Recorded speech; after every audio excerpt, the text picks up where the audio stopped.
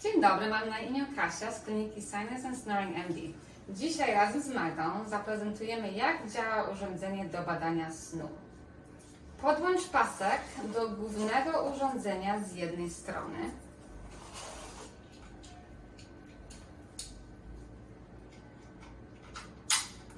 Owin pas wokół klatki piersiowej i podłącz na drugą stronę.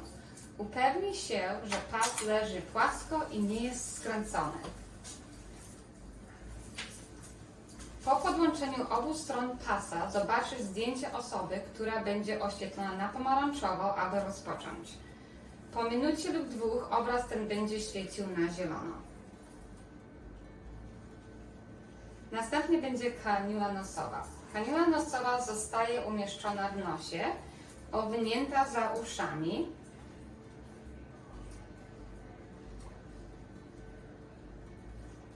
A następnie drugi koniec jest skręcony w górną część urządzenia do spania. Troszeczkę się zaplątało.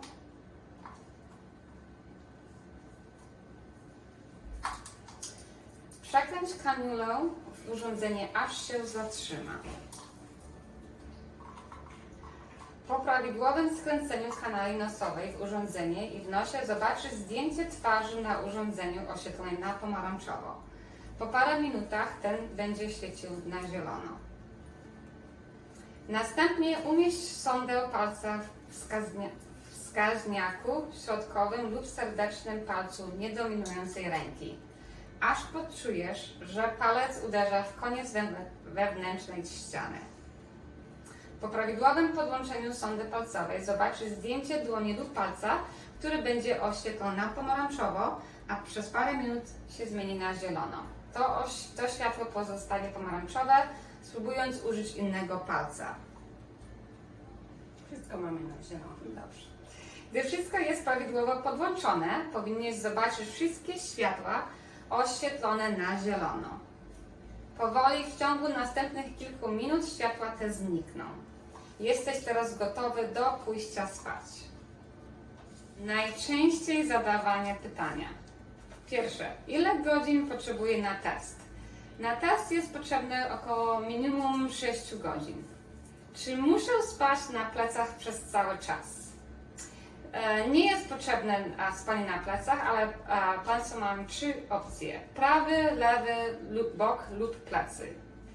Kiedy otrzymam wyniki testu? Wyniki będą omówione na następnej wizycie. Co powinienem zrobić z kaniulą nosową? Proszę wyrzucić kaniulę nosową po zakończeniu testu. Jest to kaniula jednorazowego użytku. Na ile nocy robię test? 2 lub 3 nocy w zależności od zalecenia lekarza. Kiedy mam rozpocząć test? Przed samym pójściem do spania. Kiedy mam zwrócić urządzenie testu? Jak najszybciej będzie to możliwe. Dziękujemy za oglądanie. Jeżeli Państwo mają więcej pytań, proszę o wizytę na naszej stronie internetowej sinusandsnoringmd.com.